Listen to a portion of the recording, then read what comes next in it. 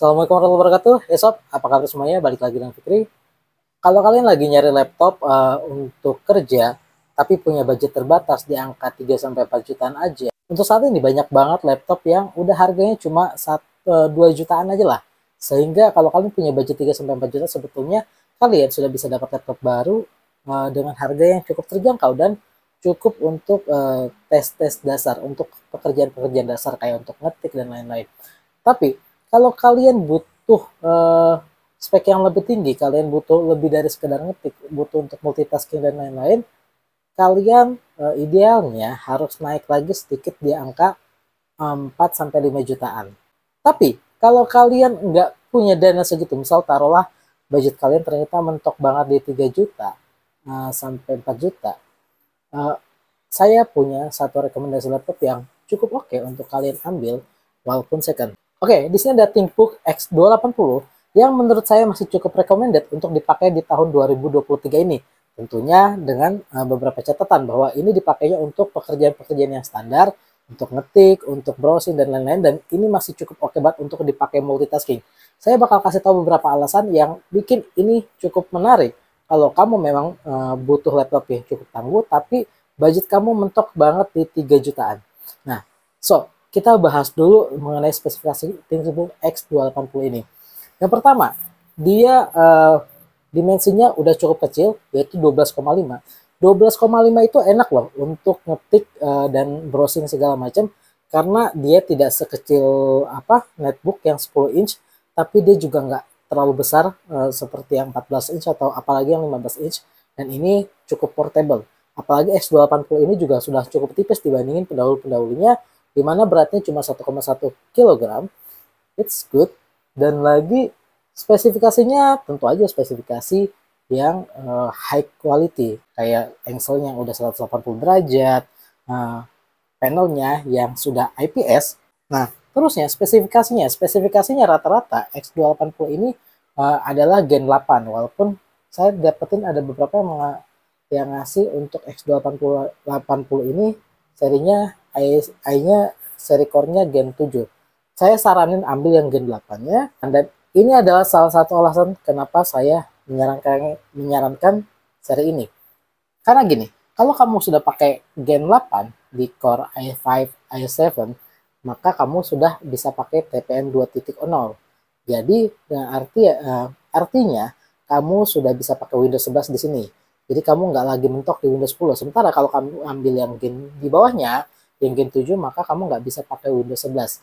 Secara normal, kalau secara tidak normal tentunya bisa.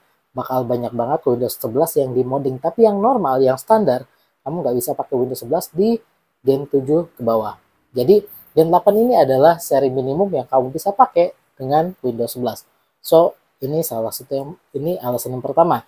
Kedua, dia tadi sudah saya bilang ini ringan, 1,1 kg, terusnya compact banget, 12,5 inch, ini enak banget dipakainya. Terusnya dan ini baterainya juga cukup awet.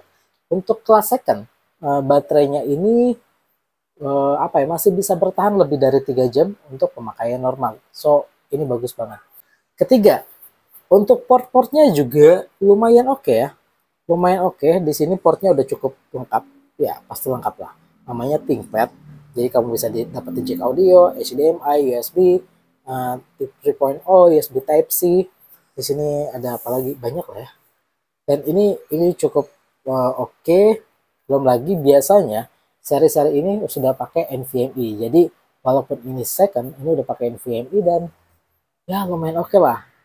RAM-nya 8 GB dan masih bisa kamu update sampai 16 GB. So, ini masih bisa cukup panjang. Tentunya selama selama tidak terjadi masalah.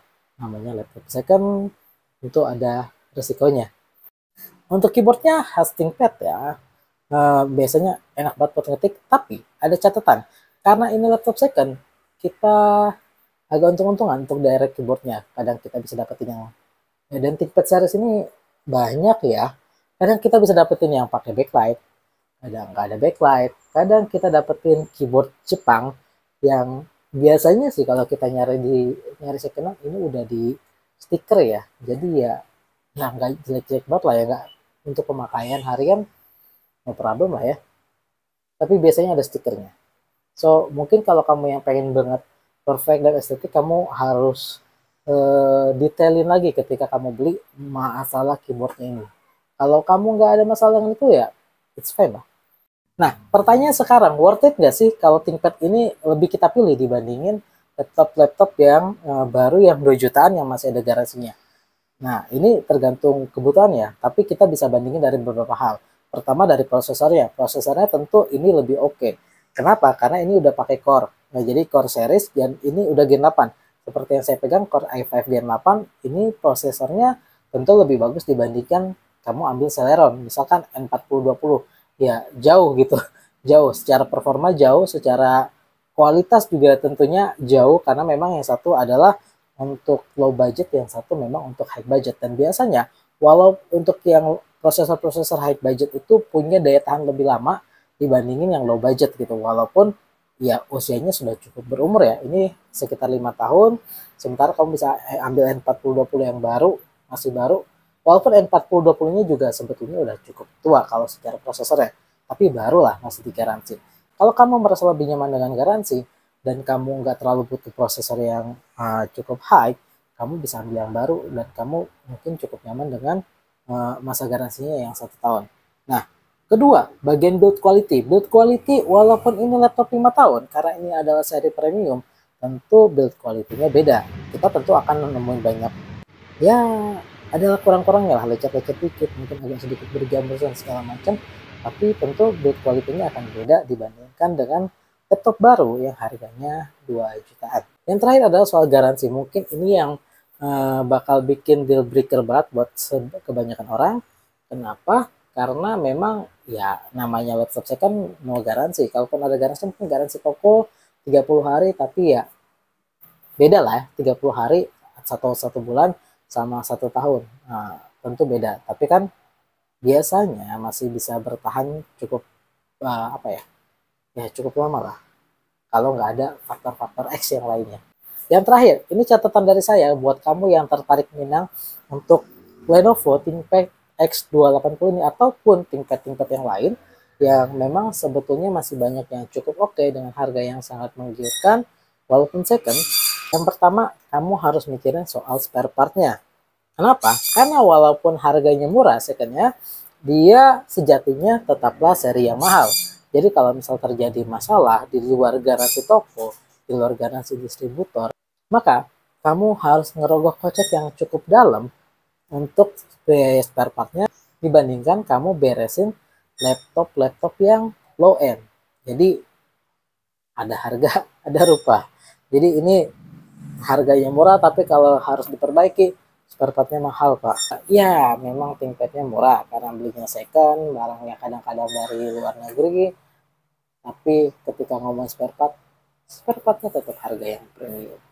So itu aja review sedikit saya tentang ThinkPad X280 ini di tahun 2023. Apakah memang masih worth it? Dan menurut saya masih sangat worth it dengan tadi segala macam catatannya, dimana memang ini adalah laptop second.